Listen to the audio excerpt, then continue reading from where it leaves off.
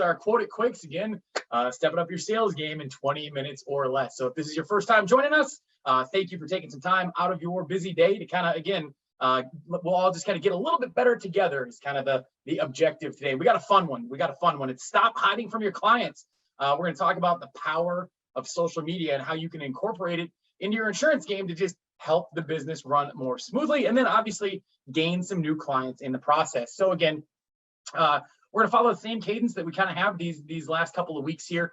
So keep an eye out for a recording link after we're done here. Feel free to submit your questions. We will have a little Q&A session. Again, we're gonna probably run 15 to 20 minutes somewhere in that neighborhood, and I'll definitely stick around for an extra 10 or 15 minutes if you have any questions. And then stay tuned for a companion ebook that's gonna follow along with this webinar again. So a little bit about me, 18 years all in of trading and sales, business to business, business to consumer, all that sort of stuff. I did the math today, participated in a total of 12 different classes so far this year. So about 5 months in, worked with 12 different classes of insurance agents, and we talk about all things sales related. Again, that's both under 65 and Medicare folks. So we're gonna dive right in here. This is one of my favorite quotes of all time. If you make customers unhappy in the physical world, they might tell 6 friends. I know the adage is 10, but if you make customers unhappy on the internet, they can tell 6,000 friends. And you know, it's kind of a negative connotation to think that way. And if we flip it around, think about it this way: when people have a good interaction on social media or on the internet, they have a tendency to tell the same amount of people. In other words, if they comment, if they leave positive feedback, things like that, it can help sway the decision of other individuals who may be looking for the same thing. So I'm going to tell you a little story. I got my dog behind me. That's Winston, by the way. His name is Mr. Cold Chest, because this time of the year it's hot, and if it's hot here, it's hot everywhere. I'm in Portland, and so he'll stand over the air conditioning vent and just bark if it gets too hot. So my story kind of involves dogs today. I got a buddy. He breeds and raises bulldogs out in Montana. He's got a big area for him to run around, and he talks about the fact that, again, it's done humanely, it's done correctly, it's not a puppy farm, all this sort of stuff. They grow up and they have a great life, and then they go off to their forever homes. Well, he invested a whole bunch of money into this website thinking it was going to help him out a whole bunch, and it did. It added a little credibility, it added some online presence, things of that nature. But he found it really didn't help him when he was trying to sell pups. As a matter of fact, he had to discount some of them because they got to be 10, 11 weeks old. And by that time, they have to go find a home. And so one of the things that I talked to him about is I was like, you don't have a Facebook page for your dogs. He's like, well, but I do it on my personal page. And I was like, yeah, but a lot of your personal friends aren't the people who are going to look to buy your dogs. And so he actually created a separate business page. And the thing that was crazy is when people search on Facebook, they can find all kinds of different stuff that they like, and people that like certain things like to follow those pages. And he said it was crazy. It took about 6 or 8 months, but he started to gather this following. And the last litter of pups that he had, they were all sold before they were even old enough to go to their forever home. And he said it was night and day. It was night and day just by having that social media presence where he can show, you know, the mom and the dad and the house that he kind of raises him in, all that sort of stuff that, again, adds a lot of validity to your story. So before we jump in, I just want to give the obvious disclaimer. I don't work for social media. I don't work for Facebook. I don't have any skin in the game. But what we are going to talk about is a way for you to increase your presence, and it doesn't cost you anything, right? The 2 weeks ago, we talked a little bit about how you can set up, you know, that Google business page. And again, it's zero cost, just a little bit of your time. This is going to be the same sort of thing. So a couple of stats I want to throw at you that I stumbled across as I was kind of putting this together. Americans, right? I mean, Facebook is a nationwide organization, but Americans as a whole, on average, spend 19 hours a month on Facebook. 19 hours a month. That blew me away. I thought it was high. I knew it was high, but I had no idea. And it's actually closer to 20. It's like 19.6 hours a month is the average. And here's the crazy part of that statistic that probably matters to you as much as anything else. 66% of Facebook users visit a Facebook business page once a week. That's right, once a week. It's huge. Again, if they're looking for something, if they're trying to find something, it's traditionally the way that people go about it. I won't go into detail, but I have a number of different things that I've struggled with, making pizzas, barbecuing, all that sort of stuff. And I turned to Facebook to join these communities to kind of help me out. So again, Facebook is probably the one that lends itself the most heavily to what we're going to talk about today. But I also think that LinkedIn is another great place. If you don't have a page on LinkedIn, if you don't have something, again, explaining what you do, how you do it, if you've been doing it for a few years, put on there how long you've been doing it, things like that. But I really think those are probably the two that I would say are going to help you the most. Obviously, there's Instagram, there's Twitter, there's a number of other social media sites. But again, I think Facebook and LinkedIn are going to be like 1A and 1B to what we're talking about. So, I have a lot of people ask me, again, just like I was kind of telling you in the story, well, why do I need a business page? Why do I need a specific business page? I already have my own Facebook page, and I just share a whole bunch of business related things on there. And personally, I have a lot of friends on Facebook, and I really, really appreciate all of them, but I don't know that I want to buy everything that they're selling. I don't know that I want to buy everything that they're selling. And so again, as a result, it gives you the opportunity to kind of separate your work and your personal life in the grand scheme of things. And you can invite those same friends to like your business page. And I really think it goes like this. The more engagement you create, the greater your reach becomes. I'll say that one more time. The more engagement you have and create, the greater your reach becomes. And so this is not a short game. This is not a get rich quick sort of thing. This is the long game. And again, if you're in insurance, you're in it for the long haul. You're here to help customers year over year over year. And so it's one of those things that you might start and you might not get a lot of traction right away. But if you do the things that we're going to talk about today consistently over the next 6 to 8 months, you will see a lot of traction on your social media pages, and you'll get more engagement. And ultimately, it becomes this lead conveyor belt, right? And we're going to talk about that a little bit. So the first objective is to create winning content. That's kind of a broad blanket statement.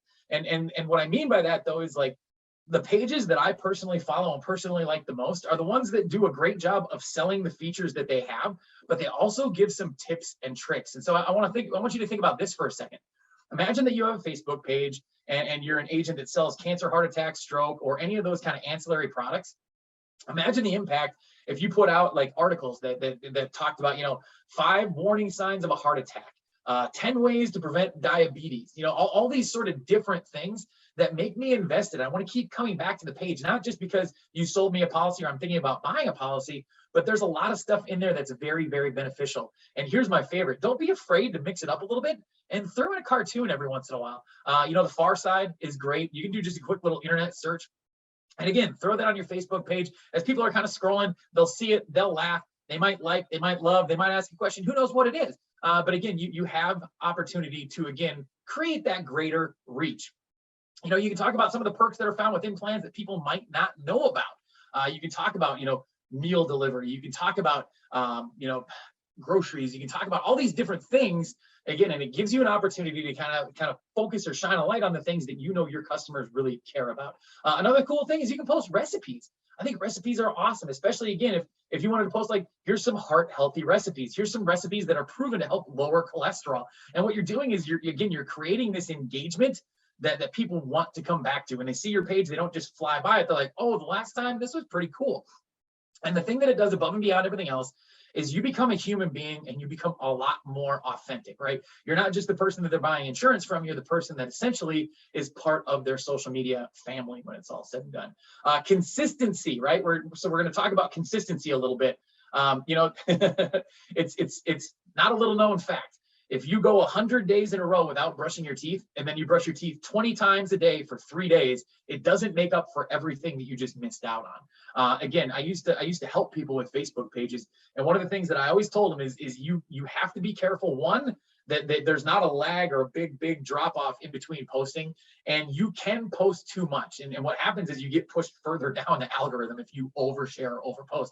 So the thing that I've found and the kind of coaching I give people is the best practice is 2 times a week and then once on the weekend. Again, I'll say that again, 2 times during the week and once on the weekend. Now, again, algorithms change, things change all the time. So I'm not saying that this is the blanketed rule forever, but I think it's that you're posting just enough to create engagement, but it's not becoming overbearing. It's not becoming pushy, things like that.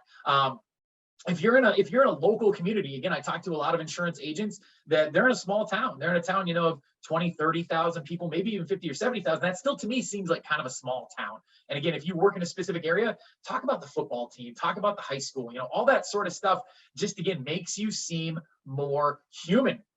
We're going to keep going on further. Fostering good reviews is another huge benefit of social media. Again, people will tell people they're unhappy. And that's a sad fact. but they do also talk about really, really good experiences that they have. And I've seen it personally. I've seen it firsthand on some of the sites or some of the pages that I follow, and they'll post something and somebody will put down in the comments, you were great. This was an absolute lifesaver. I can't believe how much you helped me.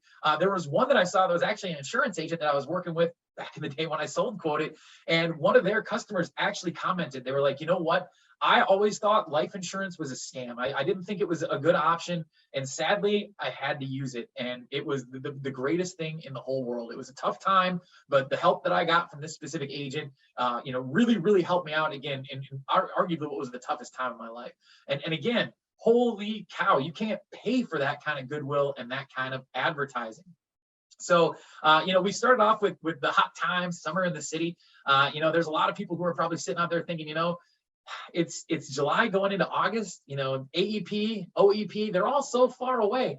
And the thing of it is, it's kind of like this is the time of the year that dictates how fast, how busy, and how awesome your busy season is going to be. By investing in yourself this time of the year, setting up your Google business page, getting your Facebook business page launched, and starting to try to get people to like it this time of the year is huge, because again, it adds validity, adds credibility. You can build some history with posts, but more importantly, people will start to find you and it'll turn into leads during OEP or AEP. Now, I'm not saying this is the secret sauce and you're going to go from, my goodness, my phone didn't ring, to I need to hire 3 other agents because it's working so well. But it will slowly turn into that. And what it gives you the opportunity to do is, as you meet with your customers and you set up those kind of the pre quote unquote OEP or AEP meetings, where we're again doing a little benefits review, benefits checkup, kind of forecasting what we're going to do during the busy season, you can drop a little hint. Hey, don't be afraid to check out my Facebook page. I just launched a business page and I'd love for you to jump over there and check it out. And curiosity, people, it definitely is a thing. And at the end of the day, they'll start to look at it. They'll like that page. They might even start to share things, which is going to help you grow exponentially. Because again, customers that share things have people and friends that are a lot like them. And as a result, like-minded people tend to like the same things. And so again, it's going to expand your reach. So get started now. That's probably the number one thing that I can tell you. Again, we're not in this for the short game. If you're an insurance agent, you're in this for the long game. You're trying to build that book of business. You're trying to gain a client base that's going to essentially let you just help enroll people year over year over year, right? We want to keep the clients we have and add some new ones every single year to maybe replace the people that we lost or expand where we want to go. This is all about goals when it's all said and done. So again, creating winning content is probably the part that I think is the most important as we go through here. Again, switch it up. Post some business things. Talk about the fact that AEP or OEP is a certain amount of time away. Maybe create a countdown every week. You talk about how many days you have, and then sprinkle in a little bit, some comedy, some recipes, some tips to avoid things. Again, I think I slow down. I read them every single time. Whenever somebody posts like 5 ways to prevent a heart attack, my property and casualty agent posted something about ice dams. If you live in the Midwest or the Northeast, you know all about ice dams, and it talked about ways to get rid of them. And I thought, I had never thought about that had I not read that article. So again, creating your own content and winning content is going to be a huge, huge part of this. Secondarily, how much is too much? Again, don't go crazy with it. Don't go over the top. Don't think that, I'm going to post every single day, 3 times a day, and it's going to increase my rank and people are going to find me more. It doesn't work that way, unfortunately. It's like the tortoise and the hare. Slow and steady wins the race. Keep it consistent. Try to keep to the same days. Tuesday and Thursday I'm a big fan of Tuesday, Thursday, and Saturday. If I'm just going to throw out a cadence that I really like. Mondays, people are super busy, really not paying a whole lot of attention. Tuesdays, things slow down a little bit in between those little breaks at work or at night. People creep on their phones. Thursday, it's pre-Friday. Thursday is the new Friday, in my opinion. Again, people love to kind of relax and unwind on Thursday. They end up on social media as a result. Saturday is just kind of a catch-all day. Again, that's my cadence. You don't have to do it that way, but that's if I was to give a recommendation, that's probably what it would be. It gives you a chance to engage with your followers. Again, if you're in a smaller community, a smaller town, you can really, really harness this. You can talk about the local football team. You can talk about the high school. You can talk about just current events that are going on. If you're going to be at some sort of a workshop, you can now announce that and tell people where to meet you, things like that. It allows you to foster good reviews. And when you get these good reviews, and I promise they will come, don't be afraid to reach out to those customers and say, hey, can I use this as a testimonial? If you have an office, imagine if you printed off something that would say, this by this, and you hung that right next to your desk. and it was a glowing review from somebody that you helped. And all of a sudden, every customer that walks in sees that. Oh my goodness, the power of positive reviews. And last but not least, it will help generate leads. I apologize. It will help generate leads. This is just like anything else. It takes a while. It takes being consistent, and you have to work at it. But I promise, here's the moral of the story. If you start today, I'm not saying August 1st. I'm not saying just September 1st, October 1st. I'm saying start today. Be consistent with it. You will be amazed where you are in 12 months' time when we're talking about this whole cadence approaching next year. And again, you'll have a whole area and way to reach new clients that you never knew of before. And last but not least, folks, it costs you nothing but your time. That's it. It doesn't cost any extra money to set up a business page. It's just something that's there. So why not take advantage of it? And again, back to the cadence, I'm such a big believer in this at the same time as well. So if you're somebody who like 9 o'clock in the morning is where I kind of have that little lull after maybe I drop off the kids or I take the dog for a walk or whatever it is, then post 9 o'clock in the morning every single day and kind of keep it consistent. So that's really in a nutshell what we're talking about today. Harness the power of social media. If you take what we talked about today and 2 weeks ago into conjunction, this is a perfect way to stop hiding from your customers and just make it easier for them to find you when they're looking for insurance. And honestly, let's say they liked your page and they started following those 5 tips to prevent heart attacks or heart failure, ways to lower your cholesterol. And maybe they already have insurance somewhere else, but now we roll into AEP, we roll into OEP, and they're like, you know what? Maybe it's time to give somebody else a shot. You're front and center, top of stack, as we like to call it, when they go looking for things. So again, that's it in a nutshell. We're going to move on to a little Q&A here. So we're going to kind of open it up. I see that there's some chats. My colleague is going to help me out here. What sort of questions do we have, ladies and gentlemen?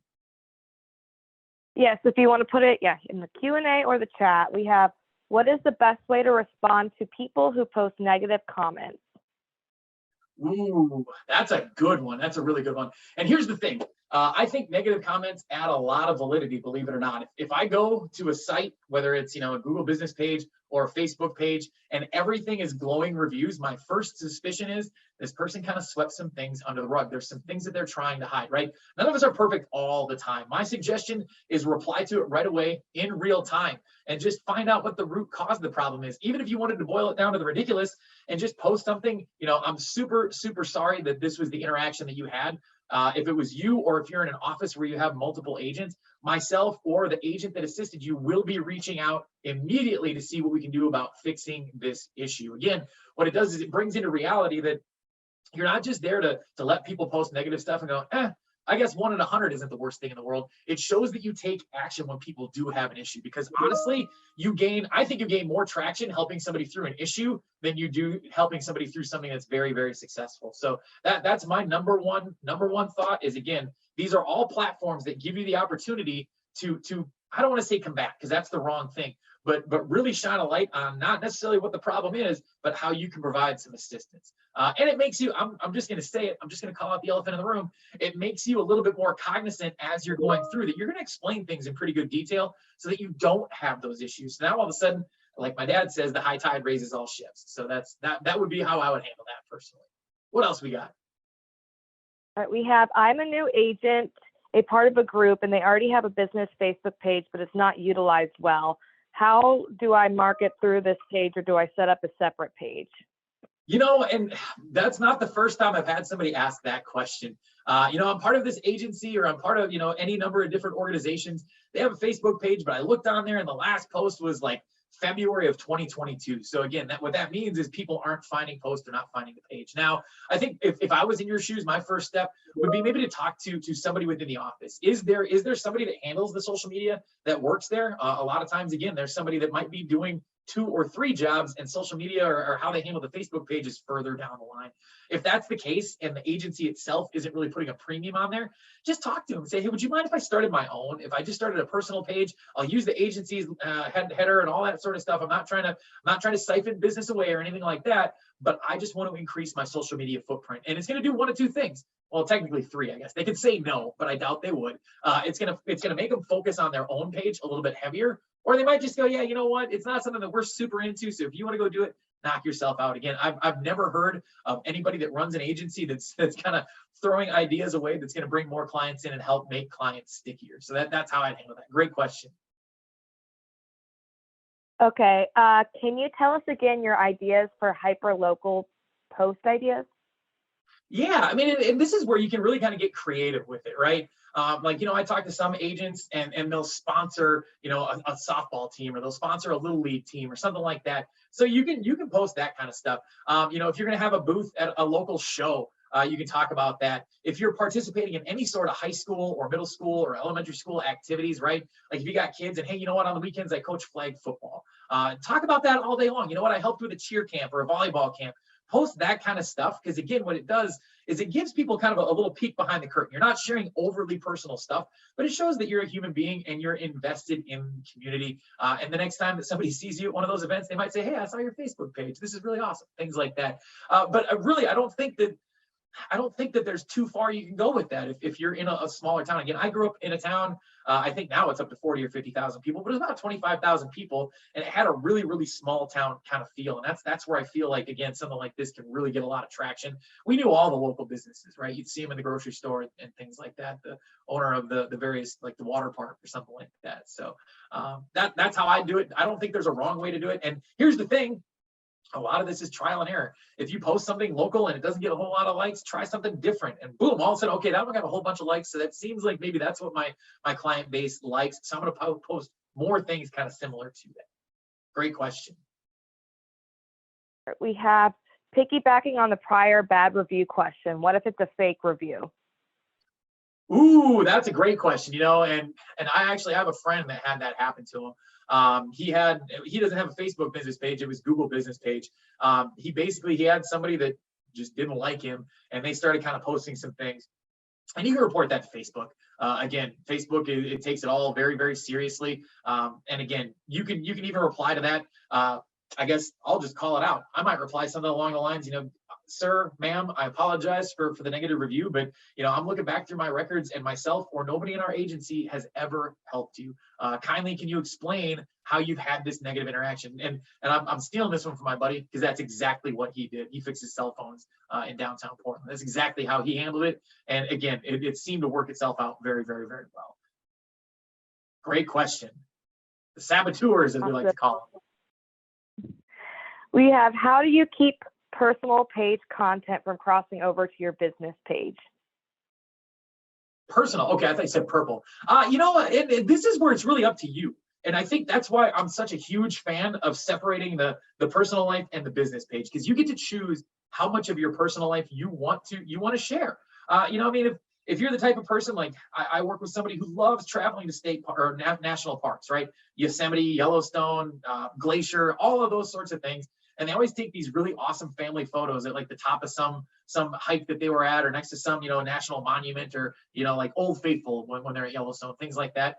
If you post that on your personal page, don't be afraid to share that on your business page as well. Like, hey, you know what? If I've been hard to reach, it's because I've been out of the office. I have been checking voicemails. I've been trying to get back to people as much as possible. But just like you, I need a little personal time with my family. As a matter of fact, here's some proof. Here's us at Yosemite looking at El Capitan, or here's us at Yellowstone looking at Old Faithful, or here's us on our road trip to the Grand Canyon. Here's us when we took our trip to Europe. Whatever it is, again, I think it can help out dramatically. Now, if you're more of a guarded person, and hey, you know what? I don't want everybody knowing all my business that's not a personal close friend of mine. You can keep it a little bit more business oriented. And that's where, again, I really like posting the recipes, posting tips and tricks, and even something that's unrelated, like just look up insurance cartoons. Obviously, keep it PC. You don't want to scare people away. You don't want to make people angry because you posted something that maybe is a little, well, just they disagree with. So I always check that. But again, a quick little Google search will help you dramatically. You copy, paste, and away you go. Love it. Great question. What else we got? Questions are rolling in fast and furious today. They are. Is boosting Facebook posts worth it?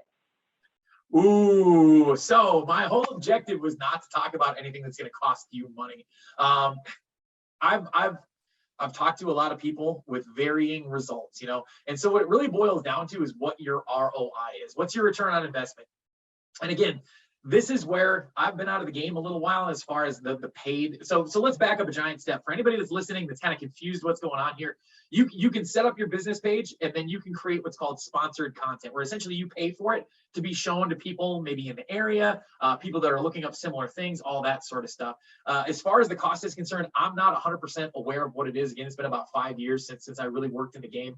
I can tell you right now that's one of the things that my buddy with the Bulldogs did. He tried it and he got a little bit of traction, but he said it was really, really kind of hit and miss. And then they let you pick kind of how often you want to run it. So as much as I hate to say it, you really have two options when it comes to your question at hand. One, you can pick what's an amount of money that you're comfortable losing, right? It's kind of like, I don't want to say gambling, but it's a calculated risk is what we can call it. So if $100 is what you're comfortable losing, if $500 is what you're comfortable losing, or potentially not getting back, try it out and see what happens. The other option is to partner with a firm that does this professionally. If you're really looking to start something up quickly, again, sponsored ads might be a way to do it. And what that'll do is you can ask them, how many clients do you offer like-minded people like myself? How many clients a week can I expect to get? And then you have to do your math and figure out, okay, of the people that I talk to, I convert this many and it's worth X amount of dollars. It's going to cost me this much to gather a client. Do I want to do it? And so I apologize for not answering your question. I'm sorry, completely. It's an aspect that I don't know a lot about anymore. And as a result, I would probably, one, again, find out what you're comfortable with, or two, go with an expert. I'll give you a great example. I was working, again, in kind of this particular vertical about 6 years ago. And I went into an auto repair shop and I was talking to an individual, and he was younger, and he was really, really interested in kind of harnessing the power of the internet. He was talking to me one day. He's like, oh, yeah. I tried. And we're talking about something different, but the same. He goes, I was going to try pay-per-click ads. And he goes, so I just threw $1,000 in there, and it was gone in like 2 hours because I didn't spend enough time setting parameters and things like that. And he's like, I'll never do it again, but it was interesting to try it out. So for him, $1,000 was a comfortable amount. For me, that seems like a lot of money. So again, find out where your comfort level is and go there, or partner with an expert. But again, if you're content, if you're willing to play the long game and you do kind of what we talked about, I think you would be really, really surprised if you start today, keep it consistent. And again, that means even during the busy season, during the holiday season, all that sort of stuff, you would be surprised where you're going to be even 8 months, but definitely 12 months from today. Great question. Great question. Right. We have, I am very hesitant to post plan-specific benefits, since you either have to use plan-approved material or get the post approved prior to. Do you have any suggestions? Yeah, and again, I'm suspecting. Well, it sounds like a CMS thing. And that's where you do kind of run into a gray area. So in that case, if it's me, I'm not going to post anything like that. I guess if I'm what I was referring to more or less with kind of those plan details is you can talk about the other policies that you might sell. Final expense is a big one. Any of the ancillary products, cancer, heart attack, stroke, dental, vision, plan enhancers, all that sort of stuff lend themselves very, very neatly to again, the Facebook and social media. But I agree. I don't know that I'd start to talk about the fact that, there's Part B givebacks in your area, or, there's over-the-counter benefits in your area, things like that. If you do want to jump through the hoops and you do want to contact CMS and you get some approved content, it can be very, very worthwhile. But again, the other problem with those posts is they don't age very well because the plans change year over year. And so again, somebody that's scrolling through some history, if they go back a year, might see something that maybe isn't still factual. So again, this is where we kind of want to give them that not quite the 30,000 foot view, but we want to keep it to that like 15,000 foot view. We don't want to get overly specific and get ourselves in trouble. That's a great question. Great question. All right, we have, should you post the same content on the varied pages in the same week or mix it up, like Facebook, LinkedIn, Instagram? I've honestly never had that question posed before. If you wanted to start a rotation where you post, honestly, now that I think about it, if I was going to do it, I'd post the same thing across the board. I'd hit everybody. And again, what you're doing is kind of creating that's the spread, the reach sort of thing. So even if they see it a couple different times, I don't think that's the end of the world. I think it's probably better than recycling content, because you might, didn't I already see this? Whereas if you see it again across all three, and I think those are probably the big three. There's other social media platforms out there, but I think you hit the nail on the head. Instagram, Facebook, and LinkedIn are probably going to be the three. And if you wanted to vary it slightly, and on LinkedIn keep things a little bit more business kind of aspect, and then let some of that business aspect lead into the Facebook page, and then kind of incorporate some of those other fun things like we talked about. And then Instagram's all about pictures. So again, if you wanted to turn that into a more of a picture-oriented sort of content, you could do that if you wanted to kind of take it to the next level. But I think if I was just kind of the kind of the price of admission, the barrier to entry, if I was going to do it, I'd probably keep it the same across all three when I posted. Again, unless you want to specify it for the specific vertical. Great question. Wow. Need to take a break. So we have, keep it going. so sorry. Do you need a LinkedIn company page? LinkedIn company page. Honestly, that's not something I'm 100% familiar with. I'll just be honest with you. I have my own LinkedIn page that talks about what I do. I am assuming what you're talking about is if your company has a page already. I guess maybe if you want to clarify a little bit, but I'll be very honest with you. I don't want to tell you the wrong answer if it's something that I don't know 100% about. So I'm not 100% sure what the question is in all sincerity. Okay, well, I think this is time. We're at 12:30.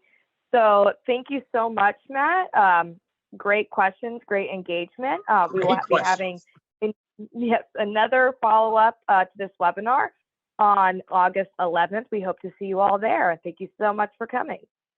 August 11th, if you liked this one, wait for the next one. It's gonna be awesome. Again, all four of these are we're stacking things on top of each other one at a time, and again, building an empire. So thank you all for taking some time and swinging by. And as we say, till the next time, everybody.